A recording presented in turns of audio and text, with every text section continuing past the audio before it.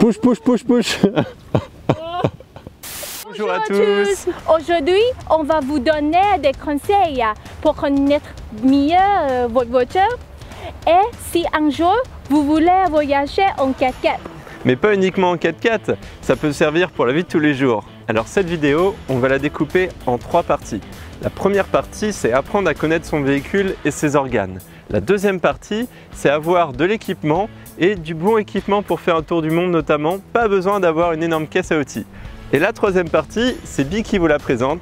Oui, je vais vous montrer comment faire pour changer de l'huile. Elle va faire la vidange du véhicule et ça peut vous servir pour votre voiture d'aujourd'hui, mais surtout pour un tour du monde parce que croyez-moi, c'est important d'avoir un véhicule bien entretenu. Avant de commencer les explications, nous allons faire 2 choses. Nous allons retirer ce pneu pour avoir un accès au filtre à huile, car on va faire une vidange du véhicule. Mais avant la vidange, on va aussi rajouter ce nettoyant avant vidange de Facom. C'est un additif dispersant neutralisant, prolonge les performances de l'huile. On va l'ajouter dans notre carter, hop, et on va laisser agir une quinzaine de minutes. Ensuite, avant que Bi lève le 4x4, on va le dévisser hop là, pour pas que le pneu tourne dans le vide. Alors le filtre à huile, c'est toujours la chose la plus galère à retirer et ça dépend où le vôtre est placé. Alors vous savez, en Inde, on s'est souvent fait crever les pneus. Du coup, on a aussi inversé les boulons et ça, c'est une technique que je vous recommande pour un voyage. C'est d'inverser les boulons. Alors là, on a mis du 19 et du 21. Donc 2 tailles qui nécessitent avoir 2 clés.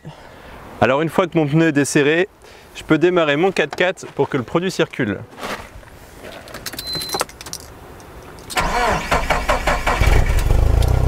En attendant, Bi, peux-tu lever le 4x4? Oui, suis-moi. Alors on va aussi utiliser des chandelles, mais ça c'est pour la sécurité aujourd'hui. Parce que bon, en voyage, vous n'allez pas avoir de chandelles, c'est beaucoup trop gros, beaucoup trop lourd et ça prend trop de place. Mais essayez de bien caler votre 4x4 et d'avoir un cric assez costaud. Pour sécuriser l'installation, on va mettre le pneu sous le véhicule. Bien joué, Bi. Hop. C'est bon, le 4x4 est levé et on va bientôt pouvoir travailler dessus. Merci à toi, Bi, d'avoir monté le 4x4. Alors pour cette première partie dans la vidéo, on va apprendre et surtout connaître les organes de son véhicule. C'est très important avant de commencer un tour du monde avec une voiture. Alors nous, avec Bi, on a choisi de partir avec un Nissan Terrano 2 de 1997. Et ce véhicule, pour l'Asie, croyez-moi, on a dû le modifier, sinon c'était pas possible de rouler avec lui. La première chose qu'on a fait, on s'est dit, pour le continent asiatique, c'est très simple, il y a beaucoup de montagnes, surtout sur notre itinéraire. Donc on a rehaussé notre véhicule et changé les pneus pour avoir vraiment des pneus adaptés à tout type de cailloux et surtout avec des suspensions adaptées pour les pistes himalayennes. La deuxième chose, c'est en passant par l'Iran et l'Inde, on s'est retrouvé dans les déserts les plus chauds du monde. Et ça, croyez-moi, il faut changer certaines choses, sinon le radiateur explose. On l'ignorait, on l'a appris sur la route et après tout, c'est comme ça qu'on apprend. On a dû virer, totalement retirer le carlostat. C'est un petit organe qui s'ouvre quand le moteur est vraiment très chaud pour libérer le circuit de refroidissement et qui se ferme quand le moteur est froid. Alors ça c'était la première partie, donc connaître l'emplacement de la batterie, l'alternateur, le filtre à air, savoir les changer, savoir les vidanger, le liquide de refroidissement. Ce sont des choses basiques mais c'est important et n'hésitez pas à ouvrir votre capot et démonter quelques organes pour connaître leur forme et leur fonctionnement. La deuxième partie de cette vidéo, on va y venir tout de suite, ce sont les outils. Vous partez pour un tour du monde, vous n'avez pas besoin d'avoir une caisse que vous achetez déjà préfaite, achetez des outils qui correspondent à vos boulons. Par exemple là, moi je sais que c'est du 19 et du 21 pour mes pneus, que la majorité de mes boulons ici c'est du 14 et du 10 et le reste j'en ai pas besoin. Alors le premier outil que j'adore c'est celle-ci, c'est un outil Facom. De toute façon je vous mets le lien dans la description de cette vidéo de tous les outils qu'on utilise aujourd'hui. Et cette clé à griffe pour les filtres à huile, avec cette grande barre j'ai un peu plus de force et en général c'est plus facile. On utilise du W40, c'est bien d'en avoir quand vous avez une pièce qui est grippée. Une cloche pour votre filtre à huile et aussi un filtre à huile neuf, un filtre à air neuf, un filtre à essence gasoil, ça c'est bien d'en avoir en rechange. Ensuite au niveau de l'outil, ça j'adore, ça coûte pas cher, je crois que j'en ai pour 10 € chez Action. C'est une clé à cric Et cette barre pour faire les vidanges, je l'adore, elle est assez grande, du coup j'ai pas mal de force en dessous du véhicule. Et ce petit pack de douilles. Au niveau des huiles, n'achetez pas, vous n'en avez pas besoin d'avoir ça sur votre véhicule, surtout que ça va faire du poids sur votre galerie. C'est une des erreurs qu'on a commises. Par exemple, de l'huile Total pour 4x4 en Iran, ça coûte 5 € ou 6 € les 5 litres. Et enfin, aujourd'hui on va utiliser un bac de récupération d'huile, celui-ci de 10 litres, mais on vous en offre un en répondant à cette question. Alors il n'y en a qu'un seul à gagner. Dans quel pays Bi a oublié les clés du 4x4? Je vous laisse écrire cette réponse en commentaire et on choisira un gagnant pour lui envoyer un bac de 10 litres de récupération. Voilà, maintenant Babi, c'est à ton tour. Peux-tu passer sous le 4x4 pour démonter et faire les vidanges? Oui, et alors maintenant je vais vous montrer et commencer à comment faire de l'huile, d'accord? Mais ça c'est un pont damier. Oui. Le pont à l'arrière du 4x4. Alors dans un premier temps, le plus important, c'est toujours dévisser le boulon qui va vous servir à remplir votre pont. Et ensuite, celui du dessous. Si vous videz d'abord, mais vous êtes incapable de remplir, alors dans ce cas-là, vous aurez fait une vidange pour rien et ensuite ça va vraiment casser le pont arrière, tout le système d'engrenage. Sur votre bidon de vidange, retirez bien les deux bouchons parce que sinon l'huile va s'écouler ici mais elle va rester bloquée. Faire un appel d'air. Cousteau, Cousteau, Cousteau, Isaac. Cousteau, viens là. Alors quand vous retirez votre bouchon de vidange, peut-être qu'il est aimanté et vous trouverez peut-être sur lui des... super. Oh non, non, non, non, non, non, non. Oh, Justin, ça marche pas. Ça marche pas. Attention. Attends, ça marche pas. Alors sur votre bouchon de vidange, il faut bien regarder, donc il y a un joint, ça c'est très important pour l'étanchéité, mais surtout il est sûrement magnétique. Et vous voyez ici, j'ai de la petite limaille, ça veut dire qu'en fait mes engrenages sont abîmés, donc il faut que je fasse un contrôle parce que ça ce n'est pas normal. Et nous, c'est surtout dans les routes les plus compliquées comme au Pakistan et au Népal qu'on a abîmé nos ponts parce qu'on roulait vraiment souvent en 4 roues motrices. Alors quand on travaille en pleine nature comme aujourd'hui dans un champ, on utilise vraiment une bâche pour récupérer toute l'huile qui a pu partir à côté.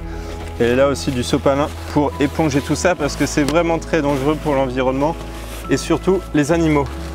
Et maintenant je vais faire le pont avant. Mais je te conseille d'utiliser ça. Ah d'accord. Parce que c'est un peu rouillé ici notre pont avant. Donc vous mettez du W40 et vous laissez agir quelques secondes. Voilà, et ensuite avec la brosse à dents métallique, vous frottez pour vraiment retirer les petits résidus. Et ça, c'est assez pratique. C'est bien rouillé quand même. Ça, c'est le sel d'un désert. Ah ouais. Ça va? Ouais. Super, fais gaffe à tes yeux. Vous pouvez aussi prendre des lunettes de protection.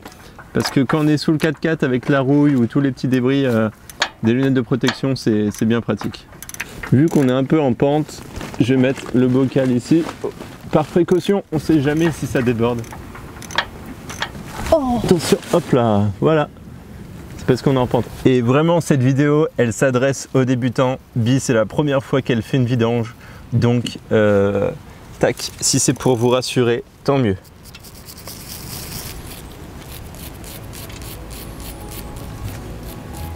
Super. C'est mieux. Très bien, bravo. Ce que je vous conseille aussi, c'est de remettre le bouchon de vidange, de remettre de l'huile usagée pour nettoyer encore une deuxième fois votre pont. Vous revidangez.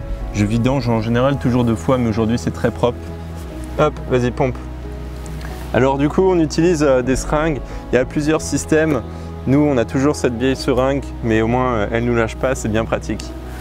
D'accord. Alors, cette partie, elle est assez chiante, assez longue. Parce que on remplit à peu près, il me semble, 2 litres par pont. Je ne veux pas dire de bêtises, du coup le moyen repère, il faut regarder sur votre pont, au moment où vous remplissez par la petite entrée, et ben, une fois que l'huile arrive à niveau, c'est bon, vous avez votre pont qui est rempli. Bi, tu me fais penser à Tokyo dans la Casa del Papel. Tu prends comme ça? Elle a la même tenue rouge que toi. Ouais. Là ça déborde un tout petit peu, donc c'est bon, le niveau est fait. Ouais. Hop, et maintenant on va finir le pont arrière, le remplissage.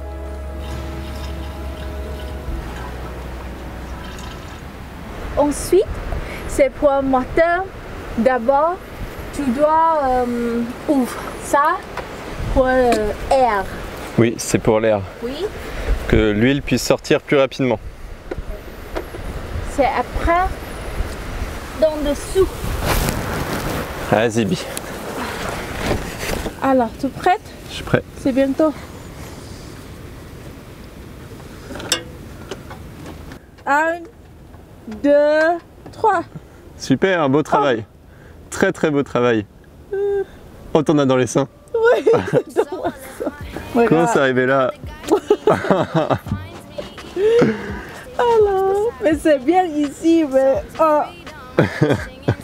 Alors ça y est, Bi vient de faire la vidange de l'huile du moteur. Donc j'ai utilisé cette griffe là pour choper le filtre à huile. Et ça c'est vraiment un truc que je galère. C'est parce qu'on n'a pas du tout de place, c'est pour ça qu'on a viré le pneu avant. Après je viens de cliquer ma barre dedans. C'est une rallonge. Voilà. Ma rallonge et cet outil là, Facom, c'est vraiment super. Surtout quand vous n'avez pas trop de force. Je vais reprendre ma griffe là, ou la faire tomber. Je peux la faire tomber. Voilà, c'est bon. Et je vais finir à la main. Sur le Terrano, il n'y a pas du tout de place pour le choper. Heureusement sur le camion poids lourd c'est différent. La mécanique sur le poids lourd ça va être vraiment autre chose. Mais Bi, tu le vois sortir le truc? Non, un peu descendre. Vas-y, pousse! Je ne peux pas. Pousse! Vas-y, vas-y. Ah là. Ah la vache. Attends, il est là. Ah, c'est un garçon. Alors on a vraiment galéré pour le filtre à huile. Maintenant on va en mettre un plus petit. Normalement c'est le même calibre, mais il faudra lubrifier le joint. Alors on prend l'huile que vous avez, hop, dans votre bassine et on lubrifie un petit peu le joint pour que ça adhère beaucoup mieux. Tac. Alors pour fixer un filtre à huile, au début vous tournez à la main. Ensuite vous allez voir normalement sur votre filtre, vous allez avoir des petits numéros. Et ça c'est important parce que la fixation en toute fin avec un outil, il faudra faire en général un 3/4 de tour pour le bloquer. Mais au début on tourne à la main. Donc là j'ai une cloche qui est adaptée à mon filtre et ça c'est bien pratique. On a dessus du coup une meilleure prise. Ça y est, on est au niveau du 4. Hop là. Et là, c'est fini, c'est fixé.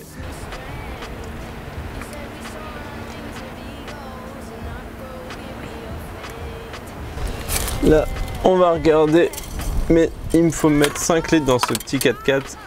Bon bah ça y est, on a fini cette vidéo. Attends, finis pas.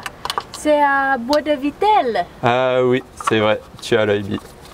Alors là, on doit vidanger encore deux choses, la boîte de vitesse et la boîte de transfert. Ma boîte de vitesse, je pense qu'elle va en avoir besoin. Et puis après, il restera l'égraissage. Ça, vous pouvez le faire vous-même, c'est vraiment très simple. Et l'autre chose, c'est vérifier le liquide de refroidissement de votre radiateur. Attention, parce que là, ok, le nôtre, il est bien rempli. Là-dessus, on n'a aucun souci. Dans cette boîte-là se trouve mon filtre hop, à air. Je peux vous montrer à quoi ça ressemble pour ceux qui ne connaissent pas ce truc. Ah oui, bah tiens, d'ailleurs, on devrait le changer parce qu'il est un peu sale. Ah oui, il est même dégueulasse. Bon bah, on va le changer. C'est pas prévu de le faire dans cette vidéo, mais on va le changer. Il faut toujours en avoir pour son voyage autour du monde. Votre 4x4 a besoin de respirer. Alors, et maintenant, je vais vous montrer comment faire boîte de vitesse.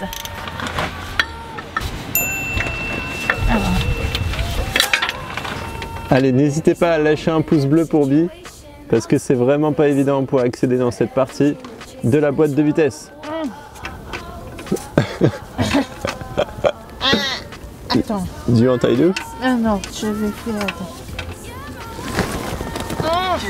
Alors j'ai regardé ça parce que c'est sûrement grippé dans cette partie du 4x4. C'est souvent très rouillé. Donc je mets du W40. Je frotte avec ma brosse métallique. Je laisse un peu agir. Je raccourcis ma clé. Hop. Je mets ma douille.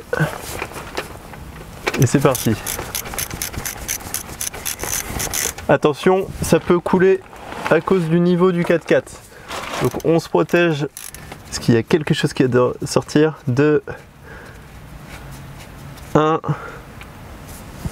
Il n'y a rien qui sort. Ok, ça c'est fait. Et maintenant on va ouvrir le bouchon de vidange. Donc là j'essaye de me mettre droit. C'est l'avantage sur le Nissan Terrano. C'est que le bouchon de vidange est droit sur la boîte de vitesse. C'est pas le cas sur tous les véhicules. Hop là. Et je le place bien droit pour que ce soit propre. Là vous allez voir un truc de dingue. L'aimant, il est complètement rempli de crasse, de ferraille, de limaille quoi. C'est vraiment très sale, donc ma boîte de vitesse, elle a bel et bien un problème. C'est pour ça que quand le moteur est froid, j'ai vraiment du mal à passer mes vitesses. Et maintenant, on va passer juste à côté à la boîte de transfert. Et ça aussi, ça va être galère. Allez Bi, on perd pas de temps. Maintenant, tu t'attaques à la boîte de transfert. Ton bidon est positionné? Parce que là, ça va pas couler droit. Attention, ça va couler. Non, non. Comme ça? Oui, comme ça, ouais.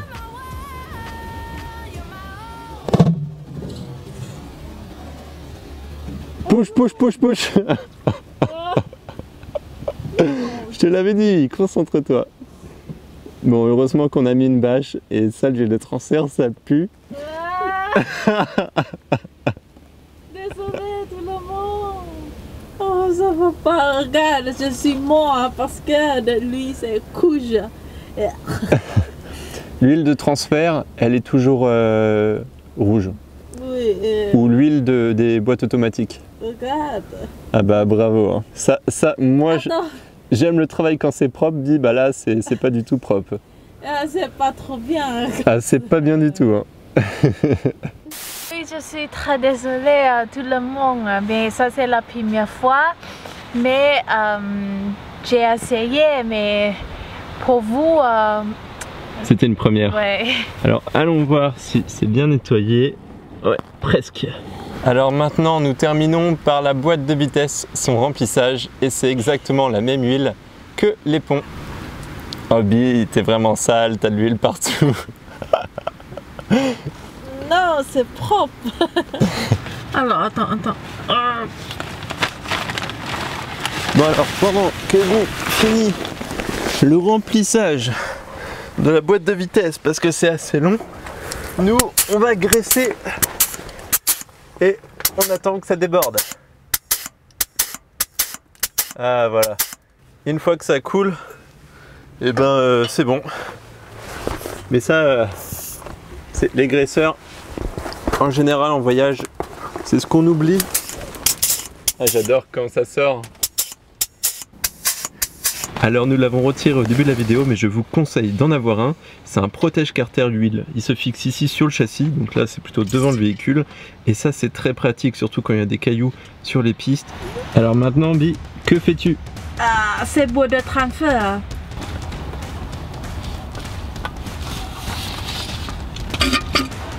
Ça y est, c'est la fin de cette vidéo et j'espère que vous l'avez appréciée. C'est une première, on fait un petit tutoriel comment démonter sa voiture.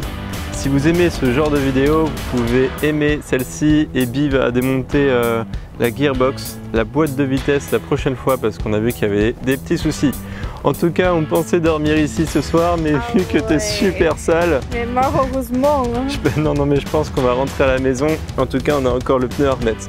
À la prochaine et bonne mécanique à tous.